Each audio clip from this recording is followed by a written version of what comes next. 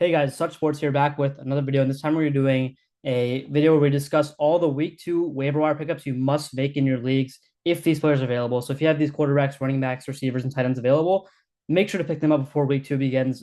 This is the most important week of waiver wire pickups, just because you'll see the most running backs and receivers available from a standpoint of usage and unpredictability of where running backs, receivers, and quarterbacks will do. So make sure to get these guys in your leagues if they're available. Quentin Johnson was actually one of my picks for this week. He did not become available in this league, obviously, but we're going to discuss him at length, and we're going to discuss a lot of players at length for this video. So we're going to start off with the quarterbacks first and discussing why you pick these up for streaming for week two and beyond. I'm going to start with Monday night's debut, JJ McCarthy, who is slated to play the Falcons week two. He has a good matchup with the Falcons secondary.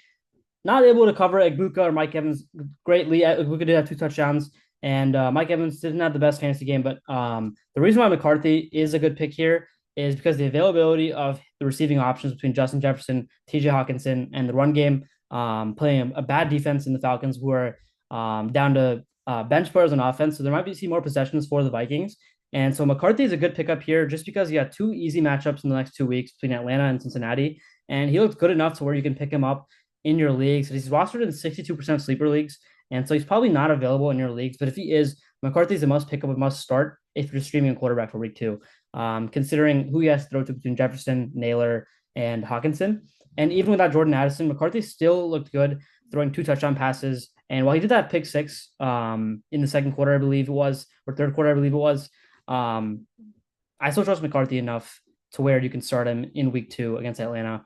And his projection did go up quite a bit compared to his week one projection against Chicago. It's an easy defensive matchup. I think McCarthy's a must start in your leagues in week two. So I would pick him up and start him if you had the choice to.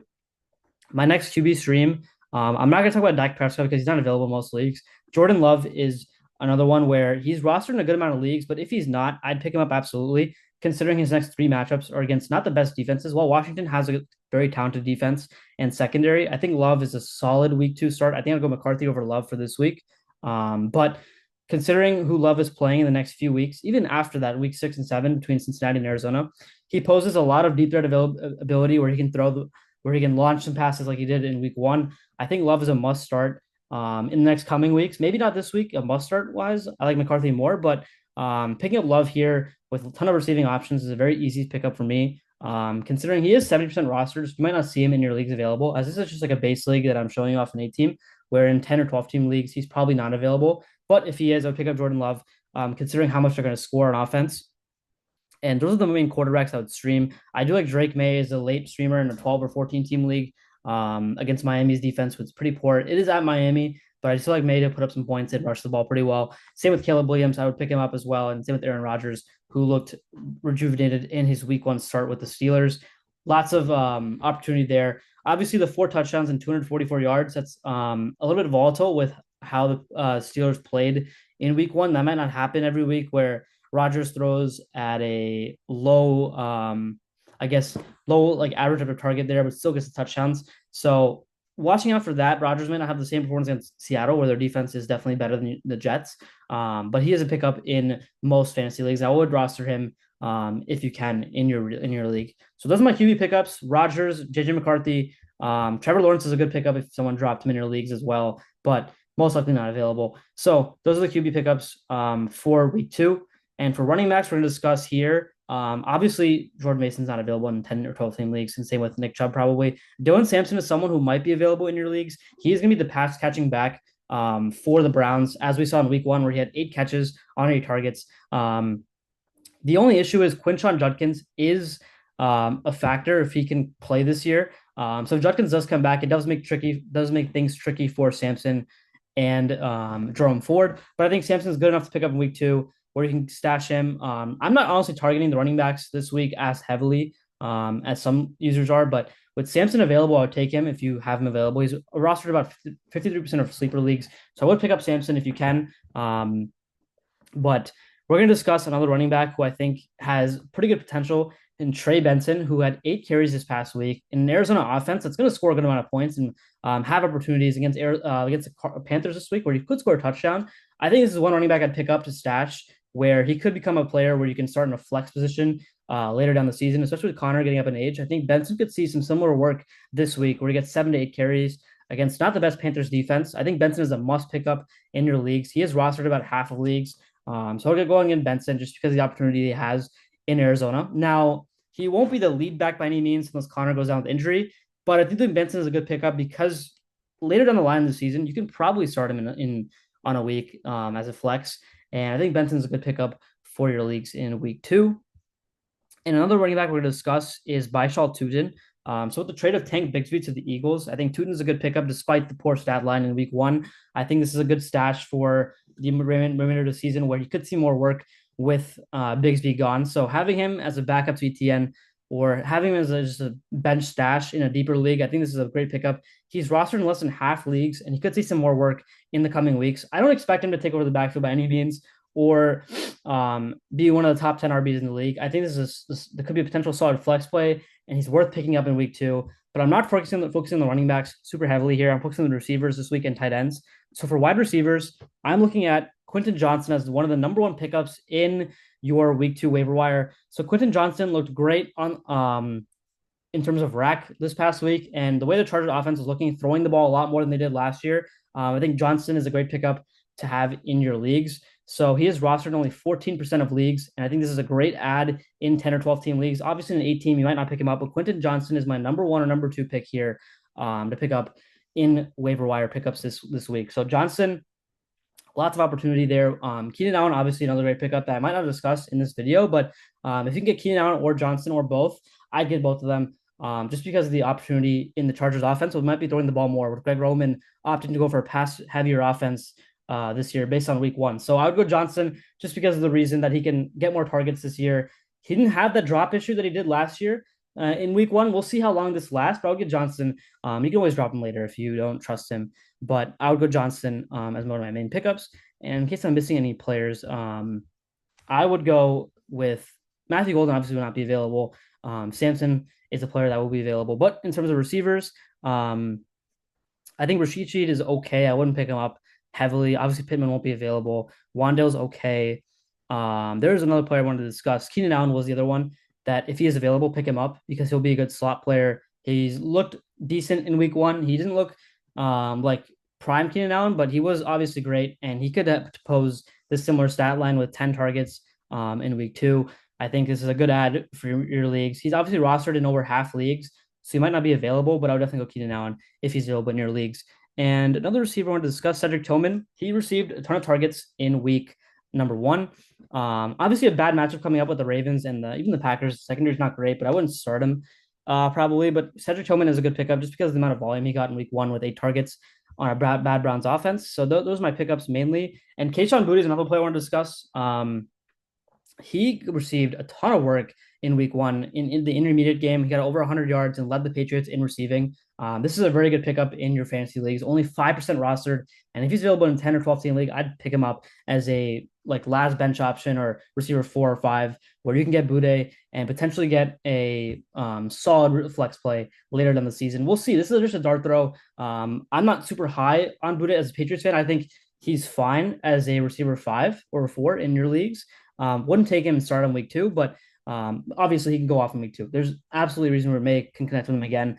And I think Boutte is a really good pickup here. I think in terms of season outlook wise, he could be a lot better and he could finish as a top 30 receiver for sure. So picking up Kayshon is a big thing to do there. I think I'll go Kayshon as well. Dante Thornton, if available in your leagues, I would pick him up. He had 4 targets and had, I believe, the dagger catch against the Patriots in the 4th quarter. I think he's a must add in your leagues. And if I'm missing anyone else from week number 1, I'm just going to look at the stats and see if I missed anyone available. Yeah, Kayshon Boutte was another pick that I had. Obviously, if Jaden Reed is available, you pick him up despite he's playing through an injury. Hollywood Brown is another one where 16 targets last week. He's in line for much more volume. If he's available in your leagues, pick him up. Hollywood is going to receive a lot of work now that Xavier Worthy is out with the shoulder injury. The Chiefs offense is very intriguing with how Pacheco and Kelsey were used last week. I think Hollywood is a must-add if available in your leagues. So go with Hollywood on the Chiefs offense. That will get him going, and he looks really good in week 1. Against Philadelphia, it might look different, but I think Hollywood will get a similar output to where he had, where 90 yards is possible. Even though Thornton is there, Kelsey is there, Pacheco is there, they might run the ball more this week, but Hollywood is a must add if available in your leagues. So those are the main receivers I wanted to discuss for this week. Unless I'm missing, like DeAndre Hopkins is a solid pickup in deeper leagues. I think Tesla a deeper league pickup. Thornton also deeper league pickup. Higgins is a solid pickup as well. But I think I'm missing a couple receivers I might miss in these videos. So definitely drop a comment if I do miss any of your waiver hour pickups that you got in your leagues. So yeah, Hollywood, Quentin Johnson, some of my biggest pickups at receiver. Tight end, I liked Dalton Kincaid, but he obviously won't be available in your leagues considering he's almost 8% rostered. I do like Jonnu Smith, as he was one of my sleepers entering this year, and Jonnu's going to get a lot of work with Arthur Smith in the offense. Arthur Smith loves Jonnu Smith. I think Jonnu is a must add for week 2. I think he'll get similar work to what he did in week 1. Maybe not the touchdown potential, but I think Jonnu is a good add. Same with Michael Mayer, who I'm going to discuss now. Since searching him up so I could show you his player card, but Michael Mayer with Brock Bowers potentially out for week 2. I would only pick him up if Bowers is out. If Bowers is good to go for week 2, don't pick up Michael Mayer. There's no point of having a backup tight end, I don't think. But Michael Mayer got some good work when Bowers went out, 38 yards, even when Bowers had over 100 yards. So I think Michael Mayer is a great pickup for your leagues, considering the Raiders' offense likes to throw the ball a lot. And I think Geno will get him the ball quite a bit as he did in week 1. So Michael Mayer is a must add for your tight ends, and as well as Harold Fannin on the Browns. Harold Fannin had 9 targets as a rookie, his first game, and he has 63 yards against the Cincinnati Bengals. Obviously, a tough matchup coming up against the Ravens, and potentially a bad matchup coming up against the Packers, the Lions, the Vikings. But this is a guy who's going to get a ton of targets, even as a backup tight end. So I think Fannin is a good add for your deeper leagues. Probably would not start in week 2, but I think he's a good add regardless. I think he is one of the top ads. So looking at trending players here, Calvin Austin is someone I'd consider, considering he has 6 targets, but he's very touchdown dependent, so I wouldn't probably prioritize him. I'd prioritize Benson, Kayshon, Boutte, a couple other guys like that. But Austin is definitely not a bad ad at all. Quentin Johnson, obviously a great ad as well. Justin Fields is one QB that he is available in over he's available at 40% leagues, give or take. He is a good ad for his rushing upside. But the Jets offense could be volatile week to week. So I'm not sure if he's the best ad. Right now, I would definitely add him in week 2, but he is someone to watch over the next few weeks with other matchups against Buffalo and Tampa Bay. So picking him up is definitely not my highest priority, but I would take him as one of the QBs for sure. Juwan Johnson, obviously someone I'd pick up with the amount of targets he got in week 1 with Spencer Rattler. So Juwan Johnson with number 1 tight end ranked, I would pick him up if possible. And then those are the main players I want to discuss. In terms of week 2 defenses, I would probably go with the Rams here as my number 1 start against a bad Tennessee offense for how Cam Ward has started off his career. Cam Ward looked really good week 1, in my opinion, but the offense going to take some time to work and get things together. So this Rams pass rush is going to wreak some havoc against Titans offensive line this week. So the Rams are a must start for your defenses. And I like the Arizona defense as well. I think they're going to perform decently well against Carolina. Don't love them, but I like Arizona as well. Dallas defense could perform well against Russ. Russ didn't look great in week 1.